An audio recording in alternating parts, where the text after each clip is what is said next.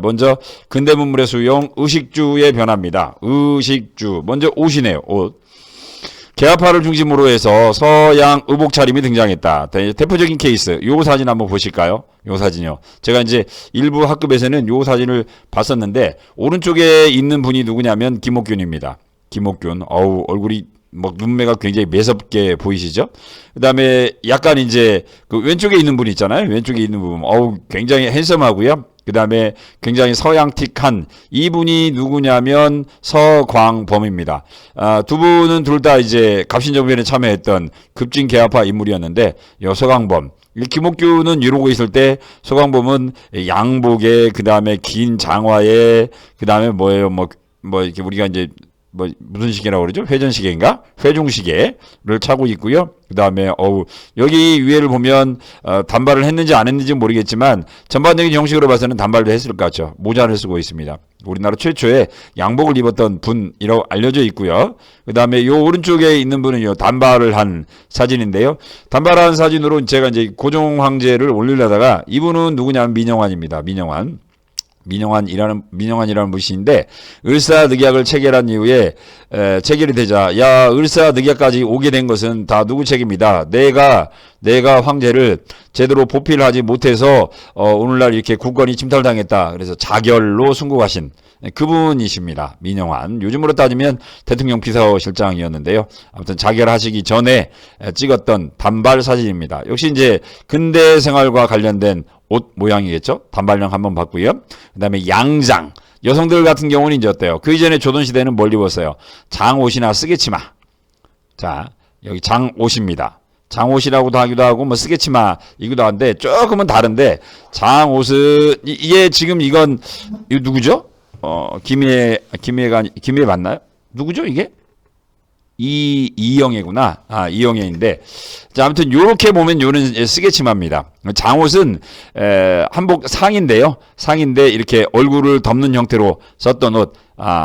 장옷과 쓰개치마 형태로 이제 조선시대 여인들은 바깥 활동을 했었고요. 여기 왼쪽에 있는 분은 이제 어때요? 궁중의 여인이신데 이분이 누구냐면 영신왕의 어머니인 엄비이십니다. 엄비. 고종의 마지막 여인이라고도 하는데 이 엄비 이제 인터넷 사진을 보면 엄비 사진을 보면 이제 궁궐에서 찍은 그래서 막 굉장히 큰 머리 있죠. 그걸 보면 이제 가채라고 하는데 가채를 쓴 사진과 그 다음에 여기 이제 오른쪽에 있는 이런 사진이 동시에 나타납니다. 동시에 나타나는데 아무튼 이거는 이제 양장을 입었던 엄비의 모습입니다. 뭐 이런 식으로 이제 어때요? 서서히 복장 파숑이 바뀌었다라는 거. 그 다음에 식은 서양 요리와 커피. 특히 이제 이 커피 고종이 이 가비차를 굉장히 좋아했다고 하죠. 고종 같은 경우 원래 커피를 원래부터 잘 먹었던 사람은 없겠는데 아간파천 러시아 공사관으로 피신해 가 있는 동안에 매일마다 아침에 커피를 드셨다고 그래요. 가비차. 그래서 이제 고종하면 이 가비차로 굉장히 유명하고요. 고종이 마지막으로 먹었던 음식도 이 가비차인데 이 가비차에 독을 탔다. 예? 그래서 음독 이야기하죠. 1919년 1월 12일입니다. 1월 12일 날. 그래서 고종이 음독 암살을 당했다라고 하는 마지막 부분에도 역시 등장하는 게 이 가비차가 등장을 합니다. 자, 그 다음에 중국 요리를 청요리라고 불렀고요. 요즘도 그래서 물론 이제 우리 친구들이야 중국 중화 요리를 짱깨 요리 그렇게 이야기를 합니다만, 청요리. 중국 요리 청요리라고 지금도 이야기하시는 분들도 많으세요. 어르신들은요. 그 다음에 어묵이라든가 초밥 같은 일본 음식도 이때 들어왔다. 이때 이제 들어온 게 이제 1880년대 그때 들어왔겠죠. 그 다음에 집 같은 경우 일본식, 서양식 건축도 등장했다. 서양식 건축 같은 경우 이제 제가 이제 많이 이야기를 하면 명동성당 1898년 명동성당 사진을 올렸어야 되는데 제가 안 올렸네요. 그 다음에 1910년에 만들어졌던 로마네스크 양식 덕수궁 석조전. 이제 요런 것들이 가장 대표적인 서양식 건축물입니다. 이제 요런 식으로 이제 서양 건축도 들어왔고요. 그래서 이제 제가 여기다는 하지 않았지만 명동성당, 그 다음에 덕수궁 석조전 꼭 써놓으세요. 써놓으세요. 제가 여기다가 이제 나중에 재편집하면서 한번 저도 써놓을게요. 자, 그 다음에 교통입니다. 교통 교통, 통신, 의료 기술의 발달인데 이제 우리 교과서에서는 교통만 나와 있지 전기가 안 나와 있어요. 그런데 전기와 관련해서는 제가 꼭 이야기할 내용이 있어서 교과서에는 없는 내용입니다만은 여기다 써놨어요. 1883년 미국에 누가 가요? 보빙사가 갔었죠. 보빙사가 가면서 미국의 산업시설을 시찰을 합니다. 산업시찰을 하면서 이분들이 어디를 방문해요? 미국의 에디슨 전기회사를 방문해요. 에디슨 전기회사. 그래서 이때 이제 에디슨 전기회사 같은 경우는 이제 미국에서도 거의 처음인데 에디슨 전기회사를 방문을 해서 보빙사가 이야기를 합니다. 와, 우리나라도 전기 놓게 해줘라 라고 이야기를 해서 1881년 3월 6일 날 경복궁 건천궁에 최초로 전기를 가설을 합니다. 처음으로. 이게 동양 최초예요. 일본이라든가 청나라보다 우리나라가 먼저 경복궁에 전기를 놓습니다. 경복궁 건천궁에. 자, 아이고, 참, 제가 지금 꺼놨네, 인터넷을. 자, 그래서, 우리나라가 최초로 뭘 했다는 거, 전기를 놨다는 건데, 이때 에디슨이 올 수도 있었는데, 에디슨이 바빠요. 이때가 이제 에디슨이 전기를 만든 지 7년밖에 안 된 이유라고 그래요. 그래서 에디슨이 직접 우리나라에 와서, 전기를 가설하려고 했어요. 아마 에디슨이 왔다 그러면 우리 국자 측에 지금 난리가 나 있을 텐데, 에디슨이 오지 않고 보조기사가 옵니다. 보조기사가 나중에 왔는데 아무튼 전기불을 놨다라는 거. 재밌는 건 고종이 궁궐에 전기를 가설하는데 굉장히 적극적이었다고 그래요. 왜 적극적이었냐면 1882년에 이모군란이 있었죠. 이모군란이 있어요. 이게 어둠을 틈타서 밀란이 일어났다. 그때 이제 고생을 했기 때문에 고종이 경복궁에 전기불을 놓으려고 했던 이유가 바로 그것 때문이라고 그래요. 이모군란 때 어둠 속에서 도망가다가 고생을 했다. 그래서 어둠을 밝혀라. 그래야 어때요? 밀란이 일어나지 않고 밀란이 일어나도 내가 어때요? 효과적으로 대응할 수 있다. 해가지고 전기를 놨다고 그래요. 이 전기를 놓게 된 거, 동양 최초로 놓게 된 거, 이건 굉장히 즐겁고 어떻게 보면 참 훈훈한 그 이야기가 될 텐데 과정을 보니까 고종이 새 가슴 때문에 결국은 우리가 전기불을 동양 최초로 놓게 됩니다. 그 다음에 교통과 관련된 거 증기선. 우리 저번에 증기선과 관련해서 경강상인 서울에서 활약했던 서울의 한강을 중심으로 해서 활약했던 상인들이었죠. 경강상인. 그 다음에 정부가 경강상인들과 같이 만들었던 이훈회사, 관민합자회사 이야기를 했었죠. 해운회사였어요. 그래서 증기선을 도입을 합니다. 세곡 운반을 목적으로 도입을 했지만 이제 어때요? 갑신정변 이후에 조세희 급납파라든가 그 다음에 철도 부서를 통해서 이제 된소리를 맞았던 증기선 일단 도입을 시도를 합니다. 그리고 이제 이 증기선은 세곡 운반도 있지만 또 외국과 교육을 할 때는 증기선이 필요했었으니까요. 그래서 이제 증기선을 도입했다. 그 다음에 전기.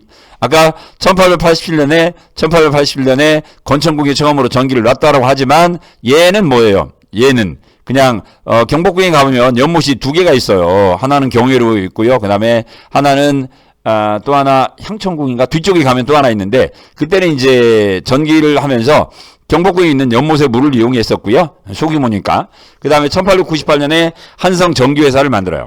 한성전기회사. 전기회사를 수립했고 그러면서 이제 서울에 본격적인 이제 전기불이 들어오기 시작합니다. 그리고 요 전기를 가지고 1899년에 뭘 만들어요? 전차를 만들었죠. 이 연도 잘 보세요. 1898년, 1899년. 요 두 개의 연도는 꼭 아셔야 됩니다. 특히 이제 1899년에 전차 서대문에서 청량리에 처음으로 났었고요.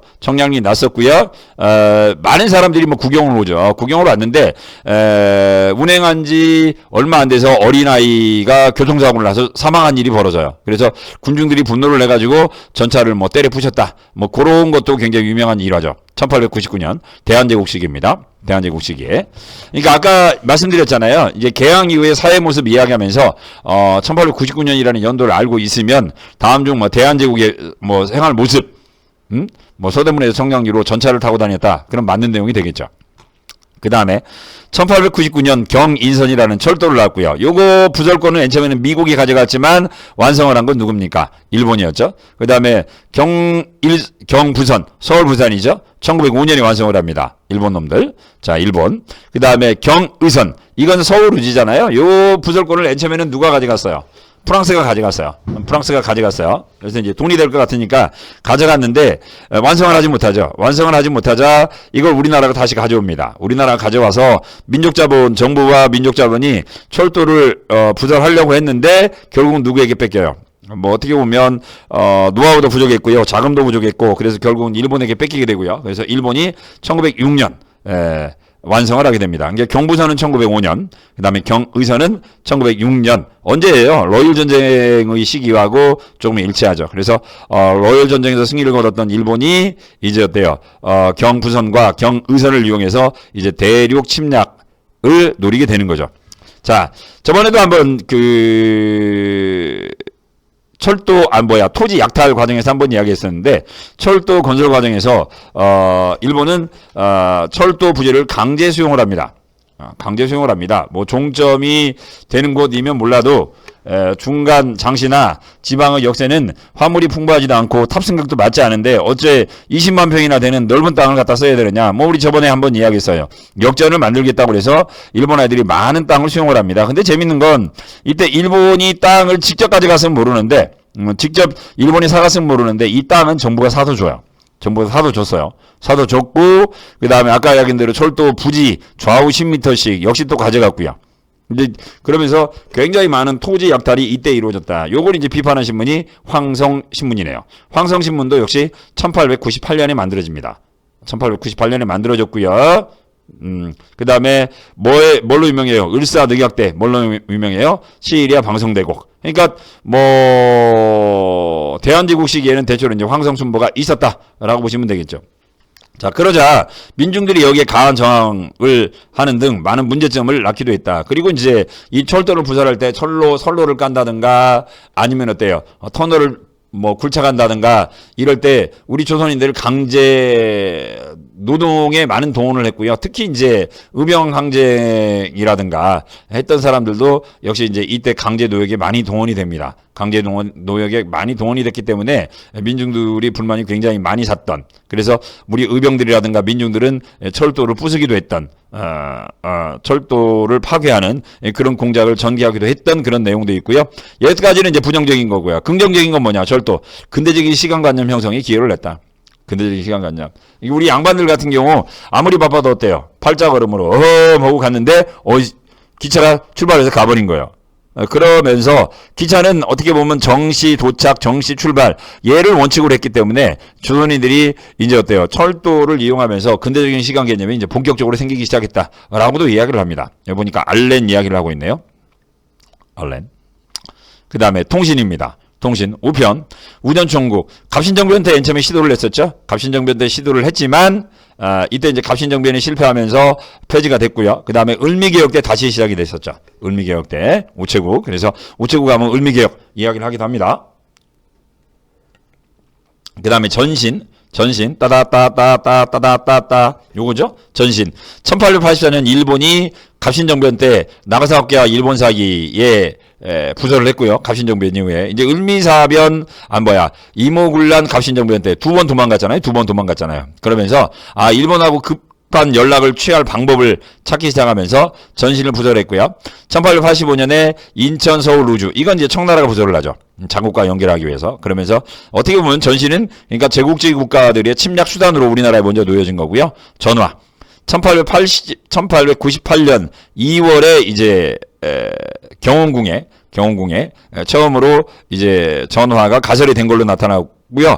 1호 내용은 뭐냐면은 군함이 나타났다. 이게 첫 번째 전화 내용이라고 지금 기록이 되고 있고요. 그 다음에 전화를 이제 아까 이제 군거래 개통을 했기 때문에 이게 이제 1898년 2월이니까 대한제국식이네요.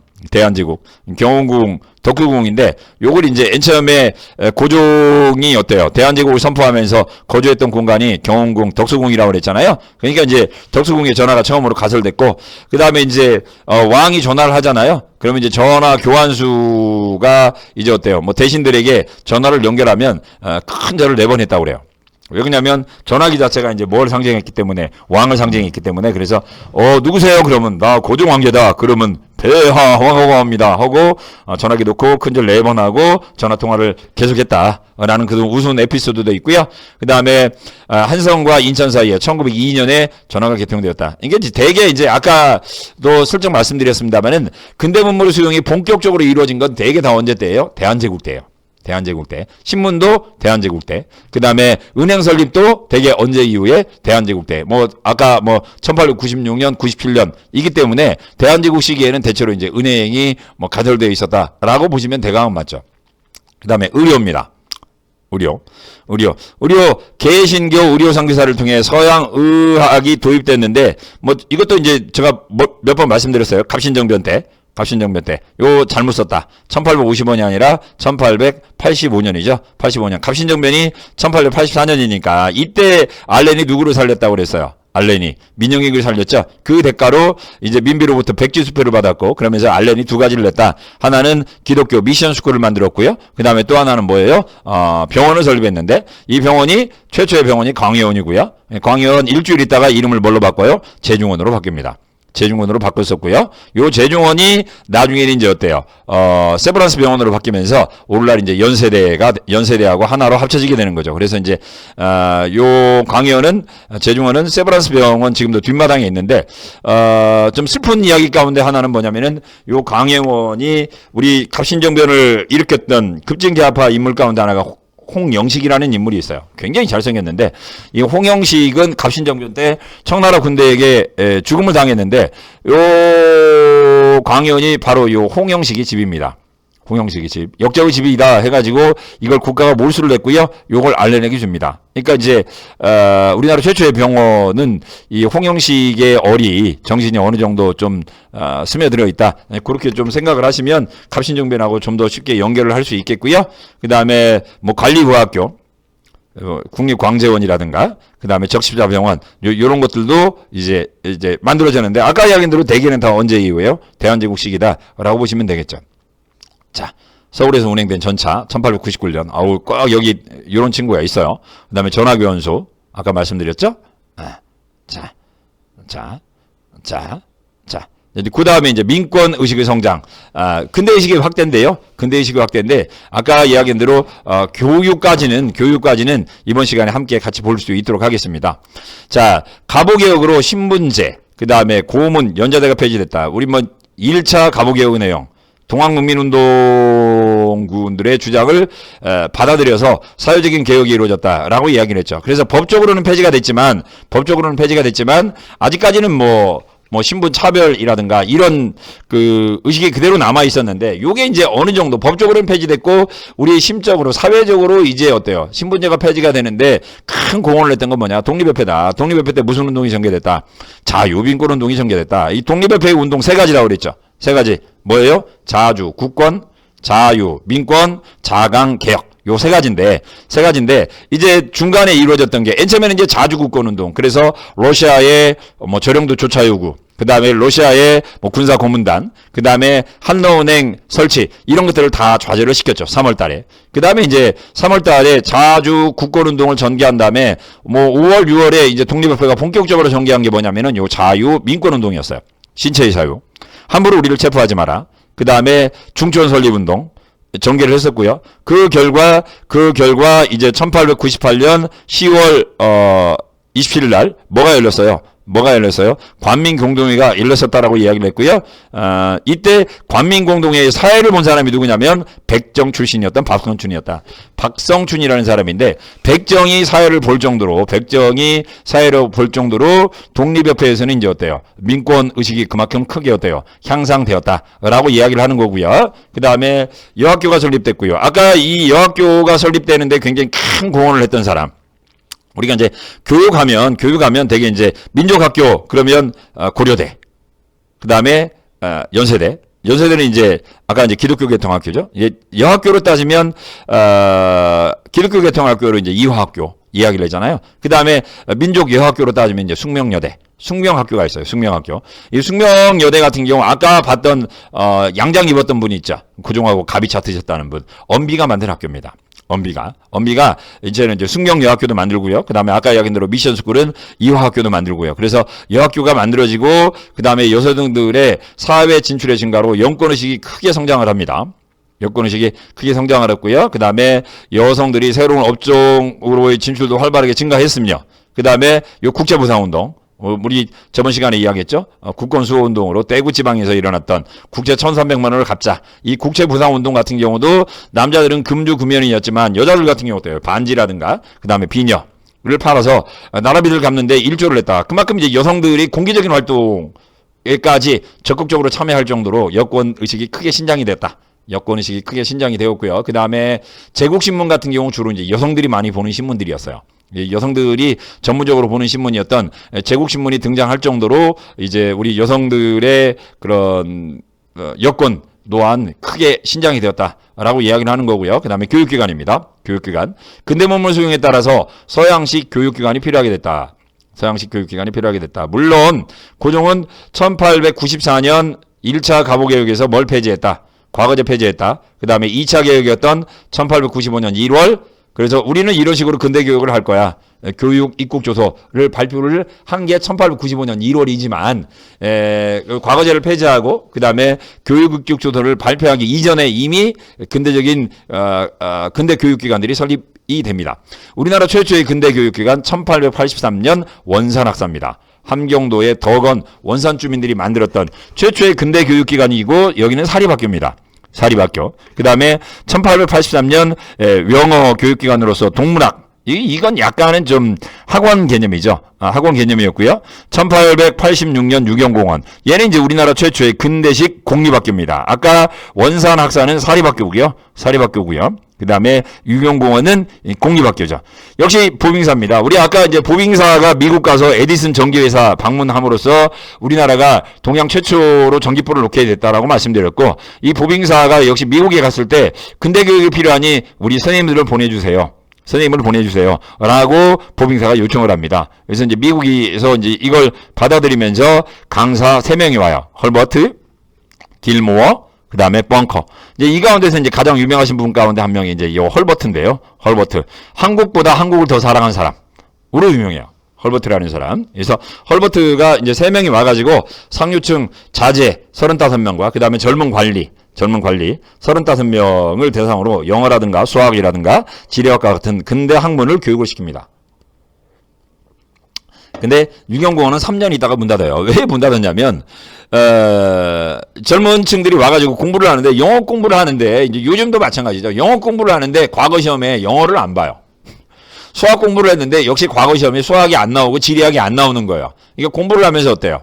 공부 동력이 떨어지겠죠. 이게 애들이 이제 에이씨 공부하면 뭐예요? 이런 거 과거 시험도 안 보는데 해가지고 학교를 서서히 어때요? 안 나오기 시작해요. 그래서 이제 89년에 이제 유경공원이 문을 닫게 되는데, 그럼에도 불구하고 헐버트는 계속 남아있죠. 헐버트는 계속 남아있으면서 어떻게 보면 고종 황제의 고문 역할을 많이 합니다. 고문 역할을 많이 하고 그래서 우리가 이제 을사늑약 이후에 해역에 특사를 파견하잖아요. 이때도 역시 중간에서, 연계를 해준 사람, 레덜란드의 뭐 숙소를 잡아준다든가, 이제 레덜란드 현지 길 안내를 한다든가 했던 사람이 바로 이 헐버트였죠. 헐버트. 아까 이야기한 대로 한국인보다 한국을 더 사랑했던 사람으로 유명한 사람입니다. 우리나라에 묻혔어요. 그리고 우리나라에. 자, 사립학교입니다. 개신교 선교사들이 선교와 계몽 활동을 목적으로 이제 1885년 아까 이제 어때요? 갑신정변 알렌 이야기를 했죠. 그때 이제 이후부터 배제학당이라든가 이화학당, 경신학교, 숭실학교 등과 같은 이제 어때요? 미션 스쿨들이 몽땅 만들어졌고요. 얘들은 미션 스쿨입니다. 1885년이고요. 그 다음에 애국계몽운동 일환으로 신민회, 대성학교, 오산학교. 얘는 1907년이죠. 1907년. 약간 시기가 달라요. 민족주의 계통학교들은 애국계몽운동으로 많이 만들어졌고요. 그 다음에 기독교 미션 스쿨들은 85년 이후에 많이 만들어졌어요. 아까 이야기했던 신민회입니다. 신민회. 이처럼 사립학교가 많이 만들어지고 이들 사립학교들이 민족의식을 고취시키는 교육활동을 하자 일본이 요 민족교육을 탄압하기 위해서 만들었던 게 1908년 사립학교령입니다. 그러니까 학교 설립을 위한 뭐 규정을 굉장히 자세하게 만드는 거죠. 건물은 뭐 몇 칸짜리가 있어야 되고, 교과서는 뭐가 있어야 되고, 시설은 뭐가 있어야 되고, 교사는 몇 명 이상 있어야 되고 하면서 이제 어때요? 민족교육기관들을 뭐 시설 기준 미달이다 해가지고 어때요? 다 이제 폐지를 시켰던 거죠. 그 다음에 교과서 검정제도로 우리 교과서도 탄압했다. 그래서 민족교육을 탄압했던 내용. 그 다음에 교육 입국조서. 아까 봤던 내용이죠? 교육 입국조서 1895년 1월입니다.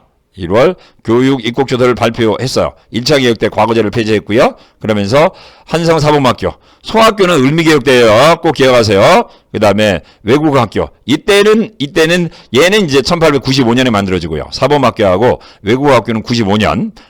얘는 을미개혁. 그 다음에 실업학교들은 언제 많이 만들어져요? 광무개혁 때 주로 많이 만들어지죠. 그러면서 이제 우리나라도 이제 본격적인 근대 교육을 시작했다라고 이야기를 하고 있어요. 아까 말씀드린 대로 오늘은 여기까지. 내용이 좀 짧습니다. 마칠게요.